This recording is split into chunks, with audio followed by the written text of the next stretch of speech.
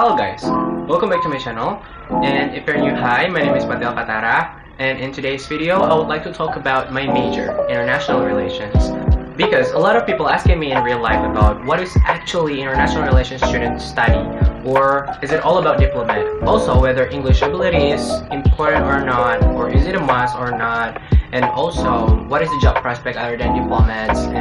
And many other questions that actually people ask me about my major international relations. So probably this video trying to discover the truth of what is actually the reality of being international relations students and what kind of major is this major, if that makes sense. So yeah, but in today's video I will not talking about my major by myself because obviously I'm not that, expert in explaining what is international relation is. So I'm going to feature some of my good friends. I met these amazing people from last year's event, which is BNM HII ke-32. If you guys haven't checked my vlog, then you guys can click here or here. But make sure to watch it first. So if you have checked my BNM HII video, you will probably already seen these people.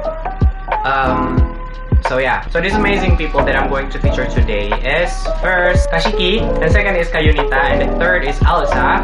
All of them are international relations students from various universities in Indonesia. Because the whole situation, I can't really feature them in real life, but instead, I will feature them by call. So first of all, I would like to say sorry if the quality of the video and audio is not that good. Please understand the situation. And yeah, that's kind of it. I think I'm going to call them right now, so stay tuned.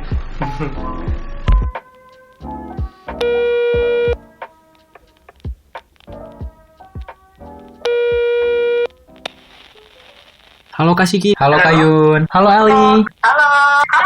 Kasiki apa kabar? Fine. Baik, Pak. Fine. Dying out of boredom. Sebelumnya aku mau izin dulu, ini call-nya aku record, ini nggak apa-apa? Apa? Iya, nggak apa-apa.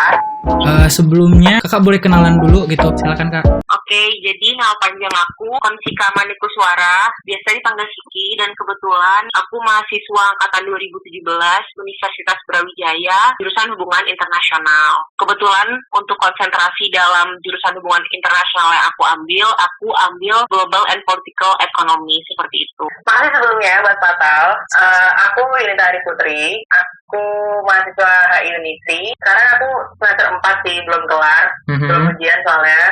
Konsentrasinya kalau dilihat dari segala yang aku pelajari di kampus sih kayaknya lebih ke arah kayak diplomasi sih. Oh ya, namaku Alisa Ramadhani, tapi bisa dipanggil Alisa. Aku dari Surabaya. Sekarang aku dapat kuota SNM.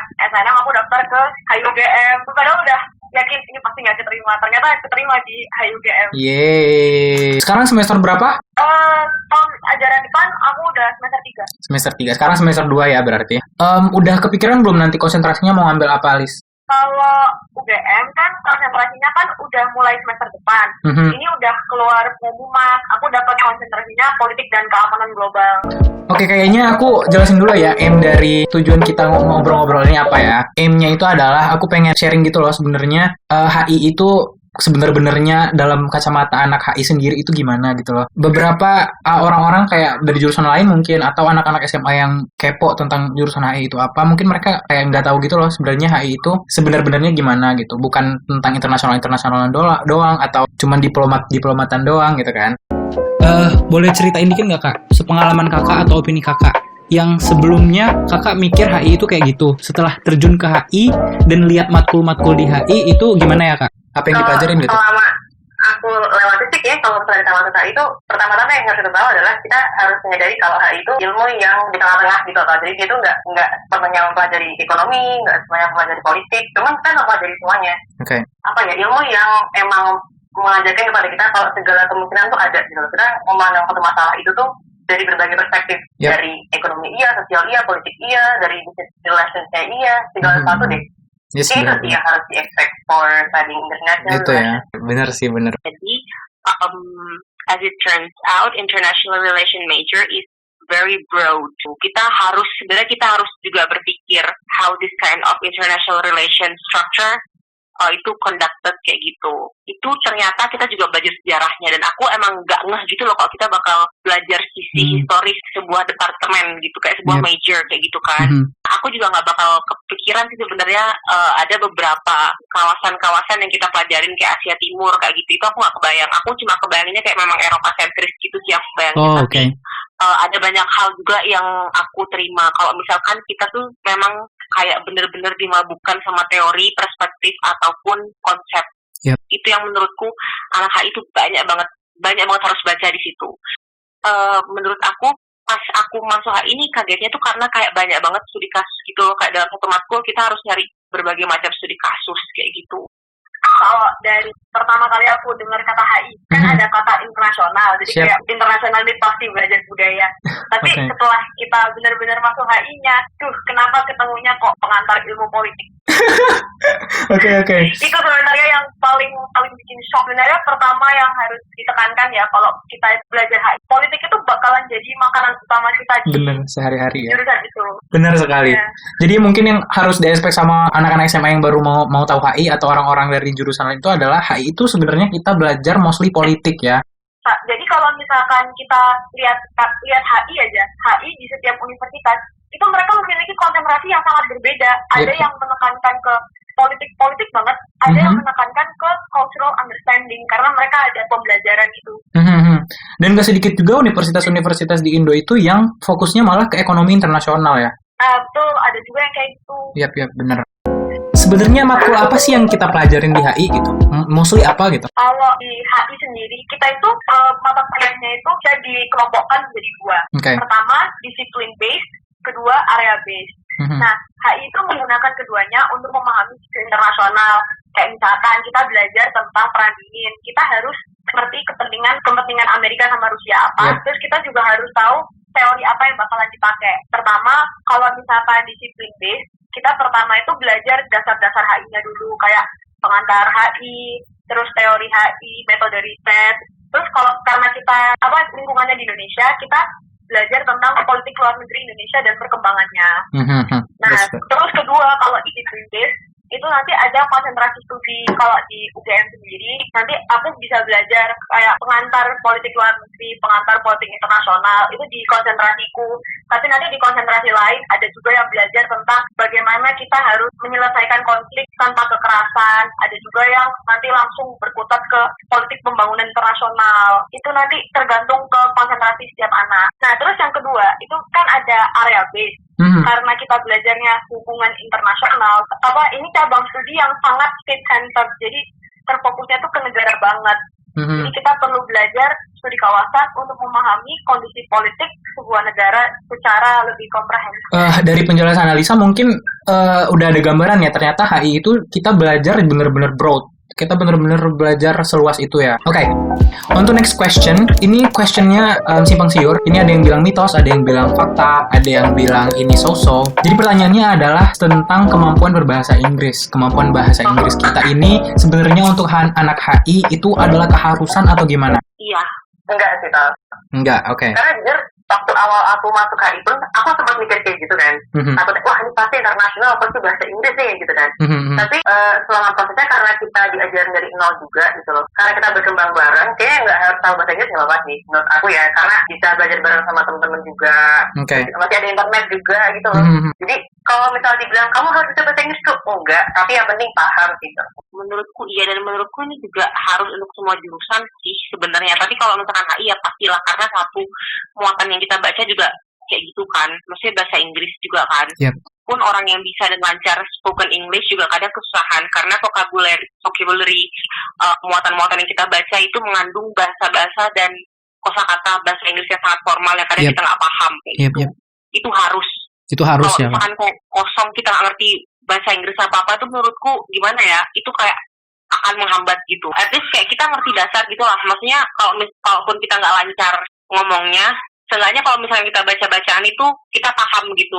Coba gimana pendapat Alisa? Ini mungkin salah satu stereotip yang paling sering didengar sama anak HI. Kalau misalkan kita anak HI harus jago bahasa Inggris.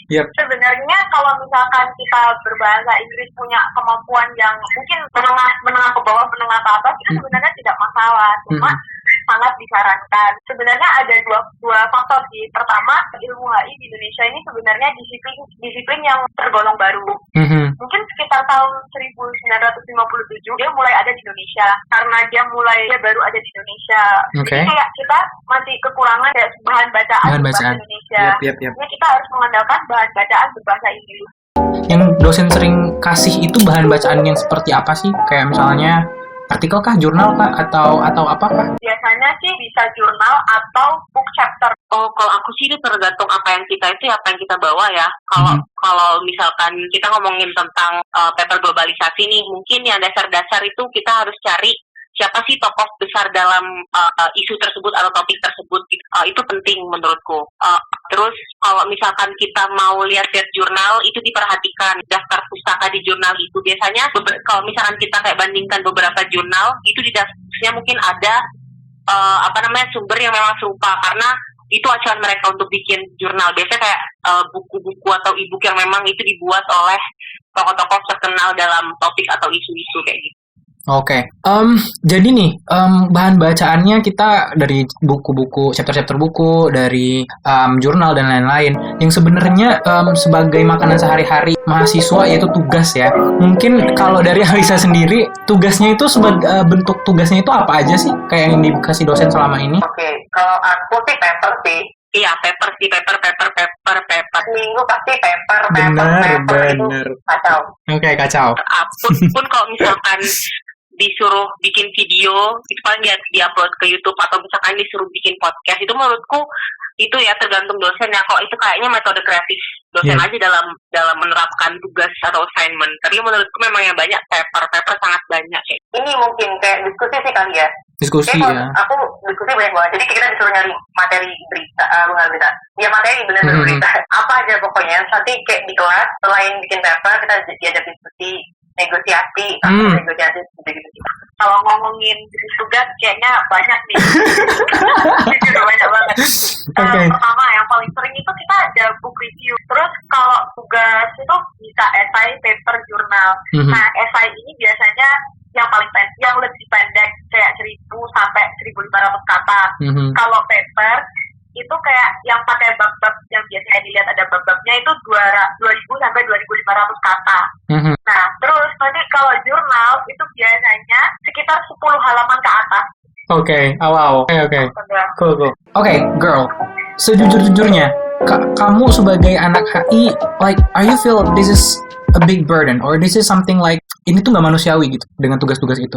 Then how do you manage to get get organized, to get all the assignments done? Bagaimana cara Alisa sendiri melawan rasa malas gitu? Melawan rasa malas? Buat bikin tugas. Kalau melawan rasa malas, jujur-jujurnya, biasanya aku selalu punya teman yang diandalkan aja gitu loh buat saling ingetin. Kayak, terus kayak kita tuh biasanya balapan kayak aku udah berapa kata, kamu berapa, kayak aja. Jadi memberikan bumbu-bumbu kompetitif ya? Iya, to be honest, I am a very competitive person. Jadi kayak punya temen yang bisa diajak ngomong udah berapa kata itu, it really helps. Cool. It's more like trying to figure out who you are and how do you study the most effective way. Good, cool. Alisa 2020. On to next question ya. So there is this thing. People out there, the society, kayak ketika dengar HI, international relations, it's all about diplomacy. Bakal jadi diplomat nih kalau lulus dan lain-lain. Tapi sebenarnya gimana sih? In reality, kalau lulusan HI itu pasti jadi diplomat atau gimana? Atau ada job prospek yang lainnya? Selain diplomat? Iya, selain diplomat. Negosiator mungkin? Negosiator ya. Kalau misalnya kita ngomong tentang job prospek anak HI, support harus diplomat, itu salah. Okay. Karena waktu aku masuk pertama, terus dengar anak-anak kan mau jadi apa? Diplomat. Okay. Kedua, ganti semua. Jujur. Okay. Jadi kalau job prospek, kita biasanya jadi kategorikan jadi 4. Pertama, diplomatic affairs. Kedua, akademia. 3, transnational affairs. Keempat, journalism. Diplomatic affairs, mungkin semua orang sangat familiar dengan. Biasanya anak yang lulus dari HI akan menjadi staf kedutaan atau staf di konsuler. Kalau di akademia, itu bisa jadi dosen, bisa jadi researcher, atau bisa jadi kayak policy analyst. Transnational affairs ini biasanya kita asosiasikan dengan NGO, kalau nggak MNC. Nah, biasanya kalau misalkan MNC, mereka akan jadi strategis, marketing, business consultant kayak gitu. Nah, sedangkan kalau misalkan di NGO, biasanya mereka akan melakukan international advocacy. Terus keempat, yang di journalism, itu umumnya yang di ranah ini biasanya akan menjadi jurnalis, tapi nggak menutup kemungkinan mereka akan bekerja di kayak jabatan-jabatan penting gitu di media massa, kayak misalkan jadi editor, jadi director juga. Jadi sebenarnya anak itu cakupannya tuh luas banget kalau mau kerja.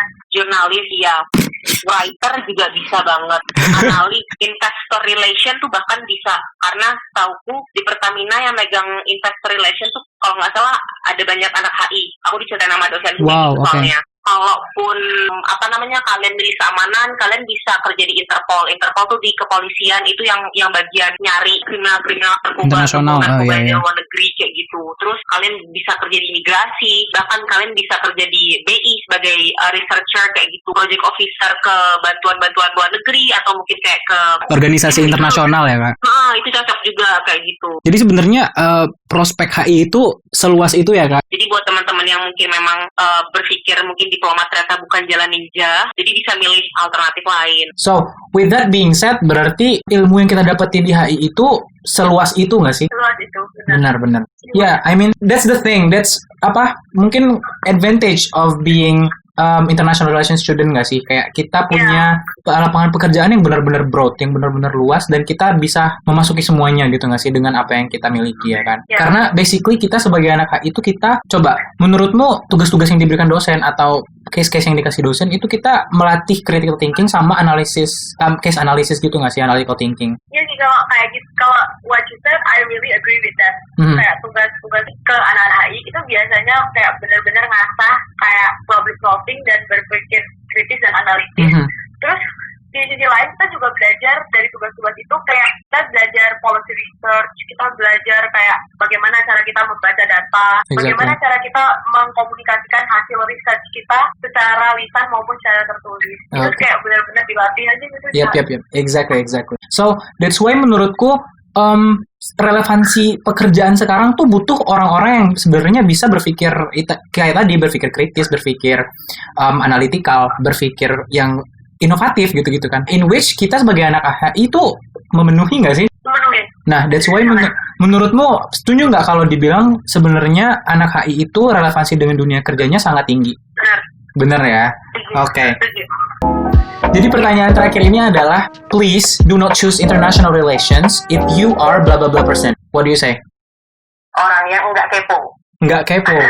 Oke, jelasin dulu tuh gimana maksudnya nggak kepo. Karena gini, menurut aku kalau misalnya kamu masuk ke HI, terus kamu orang yang terima-terima aja gitu, kamu nggak akan berkembang. Exactly, benar. Kalau kamu adalah anak yang gampang menyerah, udah maksudnya kayak misalkan ya, kayak aku bukan mengklasifikasikan orang pintar atau bodoh, kayak misalnya kamu tuh nggak seberapa paham gitu loh, tapi kamu punya kemauan, itu tuh kamu pasti bisa gitu. Ya, bener. Kalau misalnya kayak kamu gampang menyerah, nggak punya kemauan, jadi kayak ya udah nggak usah, minggir aja. The first and foremost that I need to tell everyone who is going to choose IR is that kalian kalau masuk HI jangan alergi politik. Oke. Itu aja. Jangan alergi politik. Take more political intake. Oh god. Exactly. Jadi pesan moralnya adalah prepare yourself about everything politics here in international relations, right? Thank you banget udah memberikan opininya terhadap jurusan kita HI Hubungan Internasional. Yes. It's been a great talk with you. Very insightful. Yeah, it's been a great talk with you too. Thank you. Thank you. Iya, ajak ngobrol-ngobrol. Thank you juga sudah bersedia untuk aku ajak ngobrol-ngobrol dan menghabiskan waktunya. Kayaknya itu dulu ya. Mungkin kita bisa bincang-bincang dan bicara di lain kesempatan lagi. Oke, that's all. Stay safe, Alisa. Stay safe ya, Kak. Okay, thank you. Stay safe, Kak Siki. Yoi, God bless you all. Bye. Stay safe, Mata. Bye-bye. Bye. Bye. That's all. So, what do you think about international relations now?